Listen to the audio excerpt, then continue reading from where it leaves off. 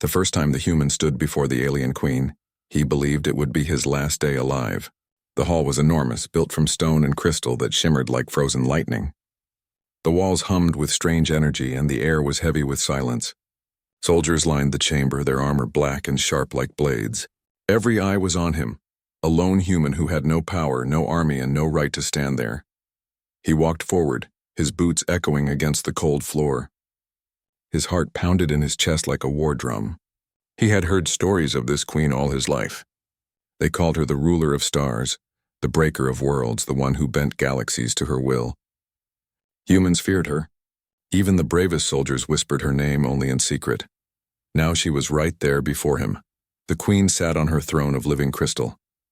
It seemed to breathe, glowing faintly beneath her weight as if it recognized her power. She was tall, her skin shimmering with colors that shifted like the surface of water under a moon. Her eyes were silver and sharp, and when they fell on him, he felt as if she could see everything. His fear, his weakness, his secrets. He swallowed hard. He expected her to speak words of judgment, to order his death. That was what happened to humans who stood too close to alien royalty. But instead the queen raised one elegant hand, and the hall fell into even deeper silence. "Come closer," she said. Her voice was not a shout, not a whisper, but something in between, calm yet commanding, like thunder rolling far away. He obeyed, each step feeling heavier than the last. When he stopped only a few feet from her throne, she studied him for a long moment, her gaze unblinking. Then she turned her head slightly. From the shadows beside the throne, a smaller figure emerged. At first, he thought it was another guard. But no, it was a child, a girl. She was nothing like the queen in her presence. Her steps were hesitant, her body smaller, her crest soft and delicate. She looked at him with wide eyes full of both fear and curiosity. The queen placed a hand on the girl's shoulder. "This," she said, her voice echoing in the grand hall, "is my daughter." The human froze. A princess. The only daughter of the alien queen. Every soldier in the hall shifted, their armor clinking softly as if they too were surprised. The queen's silver eyes pierced him again, and then she spoke the words that would change his life forever. "Take care of her." The human's mouth went dry. His mind screamed in confusion. Why him? Why a human? He was no knight, no hero, no noble warrior. He was just a man who had stumbled into a world where he did not belong. The hall seemed to hold its breath, waiting for his reply. He could feel the gaze of the soldiers, the silent warning in their eyes. Refuse and you die. Fail and you die. His chest tightened. He wanted to speak, to ask questions, to understand. But when he looked at the small princess beside the queen, he saw something that silenced all doubt. She was trembling. She was alone. She was a child who carried a weight far too heavy for her young shoulders. His fear melted, replaced by something stronger. "I will," he said, his voice firm though his hand still shook. The queen nodded once as if that answer was all she needed. Her hand rested on her daughter's shoulder, and then she leaned back on her throne, her expression unreadable. The hall filled with murmurs, the soldiers exchanging looks. A human had just been given a task no alien would dare to refuse. The princess glanced at him again, her eyes wide, her lips parting as if she wanted to speak but couldn't. Then she looked down, holding her hands close to her chest. Shy and uncertain, he stood there, stunned. He didn't understand why he was chosen or what fate awaited him. All he knew was that a queen who could have destroyed him with a single word had, instead, given him a command that felt heavier than death itself. "Take care of her." Those words echoed in his mind long after he was led out of the great hall. He knew nothing of this child, nothing of her life, nothing of the path ahead. But deep inside, he already understood. This was not just an order. It was a bond, and somehow he felt his life would never be the same again. The days after the meeting were strange for the human. He had been given a task that he did not ask for and could not refuse. Everywhere he walked in the alien palace, eyes followed him. Soldiers muttered under their breath. Servants bowed low but stared when they thought he would not notice. To them he was a mystery, perhaps even a mistake. Why would their mighty queen entrust her only daughter to a human? At first the princess did not come near him. Her name was Lyra. She was quiet, careful, and almost afraid. Whenever he entered a room, she would shrink a little, her silver eyes darting away as if she did not know whether to trust him. She walked close to the walls, moving like a shadow, watching but not speaking. He did not blame her. She had grown up in a palace filled with warriors and advisors, not humans. To her, he must have looked strange. His skin, his eyes, even his voice carried a different rhythm. He was a piece of another world dropped into hers. The first time they were left alone, the silence was heavy. They sat across from each other in the garden, where glowing flowers lit the night like lanterns. Lyra played with a strand of her hair, not looking at him. He tried to think of words that would not frighten her. Finally, he smiled softly and said, "Do you like the stars?" Her head lifted, surprise flashing in her eyes. "The stars?" she repeated, her voice small, almost musical. "Yes," he said, pointing to the sky. The palace dome was open that night, and countless stars stretched across the darkness, glittering like jewels. Back home, I used to watch them every night. They made me feel less alone. For a moment, she only stared at him. Then slowly, her lips curved into the smallest of smiles. I like them too." That was the first time she spoke more than a single word to him. From then on, things changed. Not quickly, but slowly, like ice melting under sunlight. She began to ask questions, simple ones at first. "What is your planet like? Do humans sing? Do you have animals?" Her silver eyes would shine with curiosity as she listened to his answers. He told her about oceans, wide and endless, with waves that sang to the shore. He told her about forests where birds painted the air with their songs. He told her about stories humans told around fires, legends of heroes, of love, of courage. Sometimes when he spoke, she would laugh. The sound was light, delicate, but it carried warmth that filled his chest with something he could not name. Her crest shimmered faintly when she was happy, a sign of her people's emotions. The soldiers noticed. They whispered among themselves. Some frowned, others shook their heads. But Lyra did not care. Each day she walked a little closer to him. She stopped hiding in shadows. She began to walk at his side, her steps still unsure, but braver than before. One evening, while they were sitting near the fountain, she looked at him and said softly, "Everyone tells me to be strong, to be like my mother, but I don't know how." He looked at her, this fragile girl who carried the weight of an empire on her shoulders, and he felt a deep ache in his heart. "You don't have to be like her," he said gently. "You only have to be yourself. Strength isn't always about fighting. Sometimes it's about kindness. Sometimes it's about holding on even when it's hard." She blinked at him, her eyes shimmering as if his words had touched something inside her. Then, without warning, she leaned forward and whispered, "Will you stay, even if it's hard?" He felt the weight of the Queen's command again. Take care of her. But now it was no longer only an order. It was a promise he wanted to keep with all his heart. "Yes," he said, his voice firm, steady. "I'll stay." For the first time, Lyra smiled fully, not shy or hidden. It was bright, pure, and it made him forget, for just a moment, the danger that surrounded them both. That night, as he walked back to his quarters, he realized something important. Lyra was no longer just a responsibility. She was no longer just the Queen's daughter. She was someone who trusted him, and he would not let that trust break. The bond between the human and Lyra grew stronger with each passing day. But not everyone saw it as something good. The palace was a place of whispers, and whispers carried poison. Many of the Queen's advisors believed the Queen had made a mistake by trusting a human with her daughter. Soldiers muttered in corners, shaking their heads. Some even spat on the ground when he passed by, their faces twisted with scorn. To them, humans were weak. To them, humans were selfish, driven only by survival and greed. They thought he would fail. They thought he would run away when true danger came. One night, those whispers turned into something sharper. It was late, the halls dimly lit with glowing stones. He was walking back from the gardens when shadows detached themselves from the walls. A group of alien warriors blocked his path, their tall bodies covered in dark armor. Their claws glinted in the low light and their eyes burned with contempt. "You do not belong here," one of them growled. His voice was deep, filled with hatred. "The Queen may have given you her word, but we will not. Leave before you shame us all." The human's chest tightened, but he forced himself to stand tall. "I was told to protect her. I won't walk away." The warrior's crest flared with anger. "Protect? You think a fragile creature like you can protect the daughter of our Queen? You will fail. And when you fail, she will pay the price." Before he could reply, the warriors lunged. The attack was fast and brutal. Blades of alien steel flashed. He barely managed to dodge the first strike, the air burning as the blade cut past his face. He fought back with his fists, his strength raw but desperate. He caught one arm, twisted it, and drove his shoulder into another. Pain shot through him as claws tore across his side, but he refused to fall. Every instinct screamed at him to run.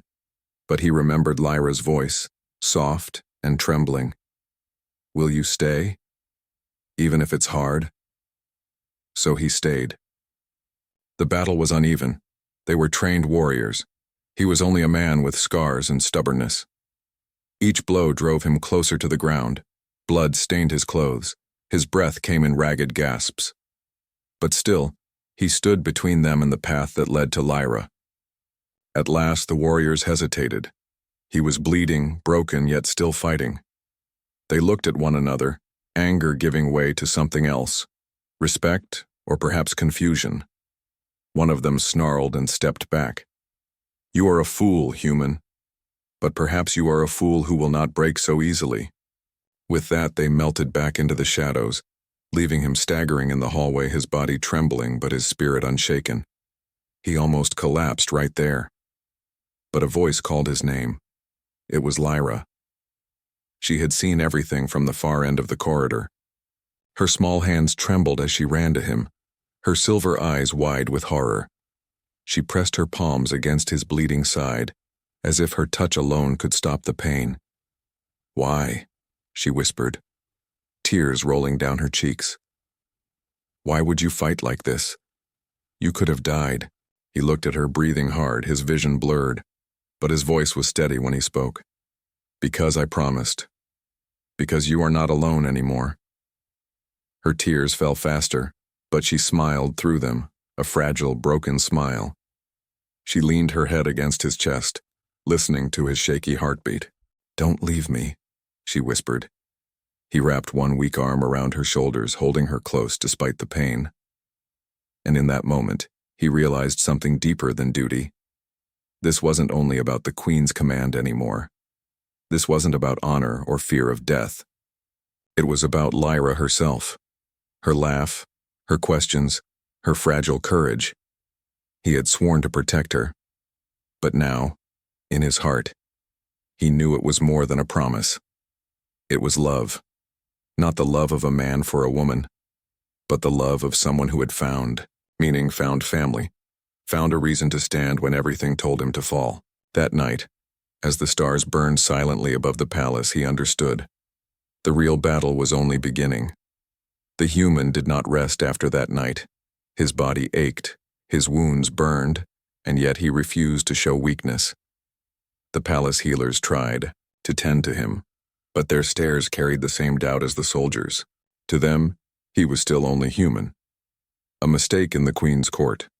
A fragile protector who would not last. But Lyra stayed by his side. She brought him water, asked him to tell her more stories, and watched closely as the healers wrapped his wounds.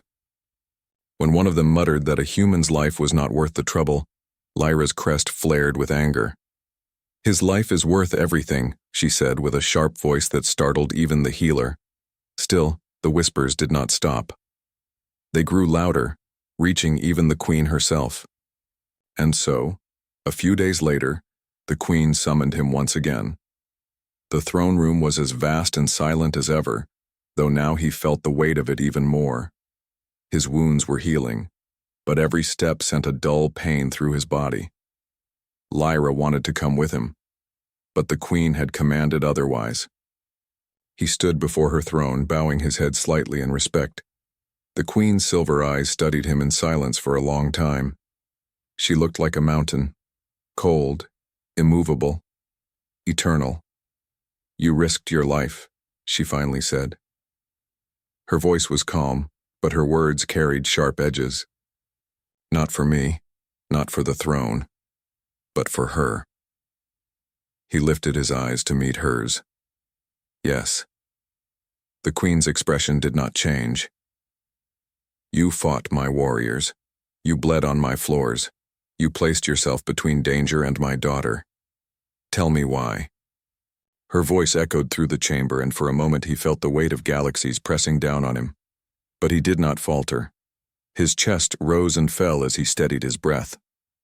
"Because she matters," he said firmly. "Not as your daughter, not as a princess, but as Lyra. I promised her I would stay. I promised her she would not be alone. And I will keep that promise."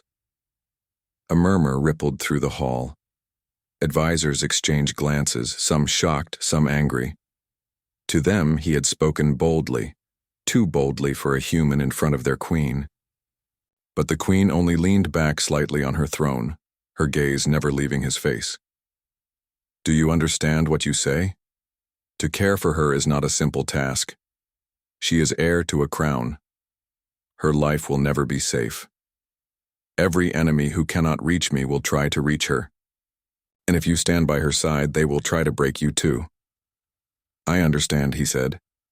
His voice was quiet but steady, like a stone refusing to move. For the first time, something softened in her silver eyes. It was small, almost invisible, but it was there. She tilted her head as though she were seeing him not as a stranger, not as a human, but as something else, something stronger. "Many think you are unworthy," she said slowly.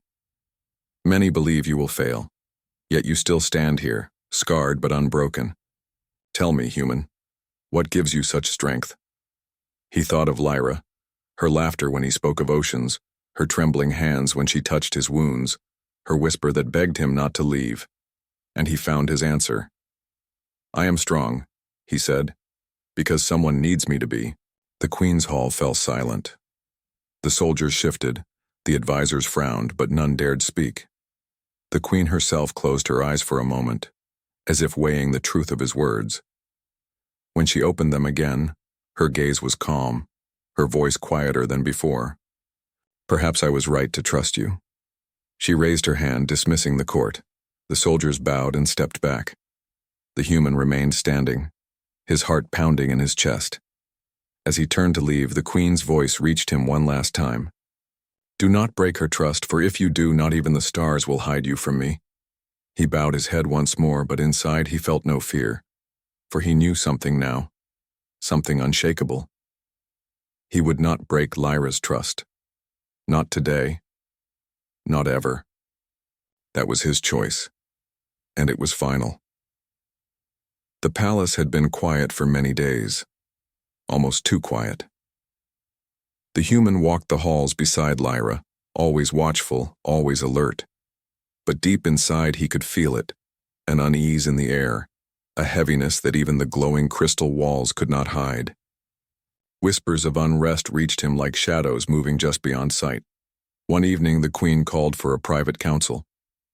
The human was not allowed inside, so he waited with Lyra in the garden. She sat by the fountain, trailing her fingers in the glowing water, her silver eyes troubled. "Something is wrong," she whispered. "Mother does not smile anymore. The council speaks in hushed voices. I hear my name too often." He placed a hand on her shoulder. "Whatever happens, I'll be here. You're not alone." But even as he said it, a sharp cry rang out from the palace walls. The night exploded with fire. Ships descended from the sky, their engines screaming like beasts. The ground shook as explosions tore through the outer courtyards. Alarms blared and soldiers shouted orders, their voices drowned beneath the roar of falling stone. Lyra's hand gripped his tightly. Her crest glowed faintly, trembling.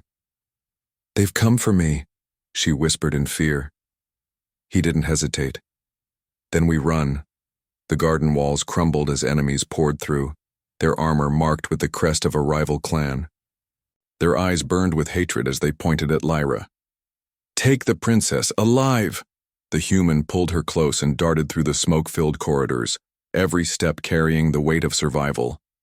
The palace shook around them, ceilings cracking, flames licking at the walls. He shielded her with his body as stone fell, his shoulder burning from the weight of debris. At the gates, more warriors blocked their path. Their blades gleamed cruelly under the firelight. He had no weapon but the broken remains of a spear he had picked up from the ground. His breath was ragged, his body still healing from old wounds, but he stood tall. "Stay behind me," he told Lyra. The first enemy charged. He parried with the spear, sparks flying as steel clashed. Pain surged through him as claws tore across his arm, but he did not falter. He kicked, swung, blocked, every movement fueled not by skill, but by the unshakable will to keep Lyra safe. More came at once. One slammed him against the wall, another slashed across his back. His vision blurred, but he roared through the pain, driving the broken spear into the attacker's chest. Lyra cried out, reaching for him. "Stop, please!" But he only shook his head. "No, I promised you." The warriors laughed bitterly. "You are only human. You cannot stand against us." He bared his teeth, blood dripping from his lips. "Watch me." The battle was chaos. He was struck again and again, each wound deeper than the last. Yet somehow, he still stood. Somehow, he still blocked the path to Lyra. Then, something changed. Lyra stepped forward. Her small figure trembled, but her eyes burned bright with courage. She lifted her voice, and though it shook, it carried through the hall. "You will not take me," she cried. "I am not weak.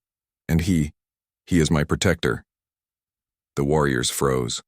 Her voice carried the weight of her bloodline, the fire of a queen yet to be crowned. Even in her youth, they felt her strength. The human, bleeding and barely able to stand, looked at her in awe. For the first time, she wasn't hiding behind him. She was standing beside him. The enemies hesitated. Their steps faltered. And in that moment, reinforcements arrived. Soldiers of the Queen stormed through the gates, weapons blazing, driving the attackers back into the flames. When the last enemy fled into the night, the human collapsed to his knees. His vision dimmed, but he felt small hands clutch his face. Lyra knelt beside him, her tears falling onto his wounds. "You can't leave me," she whispered. "Not now. Not ever." With what little strength he had left, he placed his hand over hers and whispered back, "I won't, I promised." The palace burned around them, but in the middle of fire and ruin, their bond shone brighter than any flame. The palace did not sleep that night.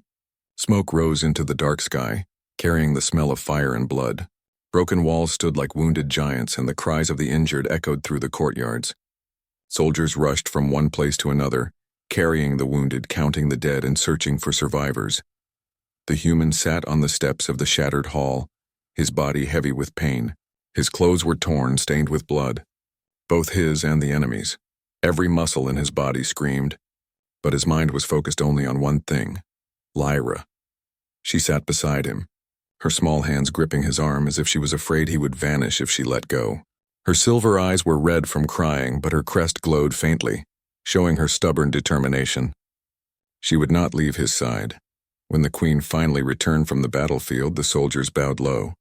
She was covered in dust and smoke, her silver eyes glowing like a storm. Her people had driven the invaders away, but victory had come with heavy loss. The Queen walked through the ruins, her steps heavy yet strong, and then she stopped. Before her, she saw her daughter, safe though shaken, and she saw the human, broken and bleeding yet still upright, still guarding her even in his weakest state. For a long moment, the Queen said nothing. The silence was heavy. Then finally she spoke. "You kept her alive," she said, her voice low. The human struggled to his feet, though every part of him begged him to stay down. He bowed his head, his voice rough but steady. "I swore I would. I don't break my promises." Lyra turned to her mother, her voice trembling but strong. "He saved me, Mother. When the palace fell, he stood between me and death. Even when they cut him, even when he could barely stand, he did not leave me." The Queen's eyes softened just slightly as she looked at her daughter. Then she turned her gaze back to the human. "Many doubted you," she said. "Even I wondered if I had been foolish. But tonight you proved yourself." Her words carried the weight of a mountain, and for the first time the human saw something in her eyes that had not been there before: respect. The advisors, standing behind the Queen, exchanged uneasy glances. Some frowned, some whispered, but none dared to challenge her words. The Queen stepped closer. She looked at him not as an enemy, not as a tool, but as something more. "You carry wounds that should have ended you, yet you stand. Tell me, human, why do you keep fighting when even warriors of my blood would fall?" The human lifted his head. He thought of Lyra's small voice whispering, "Don't leave me." He thought of her courage when she stood against the enemy, her words carrying power far beyond her years. And he found his answer. "Because she needs me," he said simply. "And when someone needs you, you don't stop. You don't give up. That is what it means to care. That is what it means to protect." The Queen's eyes narrowed slightly as if she were weighing the truth of his words. Finally, she gave a single slow nod. "You have earned your place," and she said, "Not by blood, not by command, but by choice." Lyra's crest shimmered with relief, and she clutched the human's hand tighter, her small fingers pressing into his palm. He looked at her, and despite the pain, he smiled. That night, as the fires were put out and the wounded lay in silence, the human stayed awake beside Lyra. He held her hand as she finally drifted into sleep, her face soft in the glow of the ruined palace. He whispered to himself, though no one else could hear, "I will never let go, not while I still breathe." The stars above burned quietly, watching over the broken palace. And though the galaxy still carried war and danger, something new had taken root that night. A bond stronger than steel, stronger than fear. The Queen had seen it. Lyra had felt it, and the human knew it deep in his heart. The worst was not over, but neither was their strength. The days after the battle were heavy with silence. The palace, though standing, was scarred forever. The people worked to rebuild their broken home, carrying stone, mending walls, and burying the fallen. Every corner of the kingdom carried the smell of ash and the memory of fire. The human walked among them, his body wrapped in bandages, his steps slow but steady. Many eyes followed him, some with respect, some still with doubt. But one truth had spread like fire through whispers. The human had saved the princess. He had fought until his blood covered the stones, and still he did not yield. For Lyra, those days were different. She no longer looked at him with only curiosity or childish wonder. Now, when she saw him, her heart carried something deeper, trust. She knew beyond all doubt that he would never leave her. He had faced death, and still he stayed. One evening, as the sun set behind the mountains, painting the sky in gold and crimson, the Queen called them both to the great hall. It had been repaired enough to hold court, though the walls still bore cracks. Soldiers stood tall on either side, and advisors gathered in silence. The Queen rose from her throne, her presence commanding even in weariness. Her silver eyes scanned the hall, then settled on the human. "Step forward," she said. He obeyed, his wounds still aching, but his spirit strong. Lyra followed, refusing to let go of his hand. The Queen's voice carried through the chamber. "When I first brought this human into my halls, many thought me reckless. They said he would betray us. They said he was weak, unfit for a throne room such as this." Her eyes swept across the advisors, and many lowered their gazes in shame. "But," she continued, her voice steady as steel, "this same human bled for my daughter. He fought when others fled. He stood when stronger warriors fell. He has proven what I once only hoped. That strength is not always born from bloodline, but from heart." The hall was silent. Every word weighed heavy, echoing against the cracked walls. The Queen then turned her eyes to her daughter. "Lyra, my child, you are heir to this throne. You will lead our people one day, but no ruler walks alone. You will need guardians, allies, hearts bound to yours, and so I give you this gift." She looked at the human, her expression both sharp and soft. "From this day you are bound to her, not as a servant, not as a soldier, but as protector, companion, and shield. You are hers and she is yours. Take care of her, as I once told you. That command does not end. It becomes eternal." The human's breath caught in his chest. For a moment he could not speak. Then he looked at Lyra, who stared at him with wide eyes, her silver crest glowing faintly. Her small hand squeezed his tighter, as if to anchor herself. He bowed his head, his voice firm, though filled with emotion. "I accept. With my life, with my soul, I will take care of her. Always." Lyra's eyes filled with tears, but her smile was brighter than the setting sun. "And I will never let you stand alone," she whispered. The hall was silent, but not cold.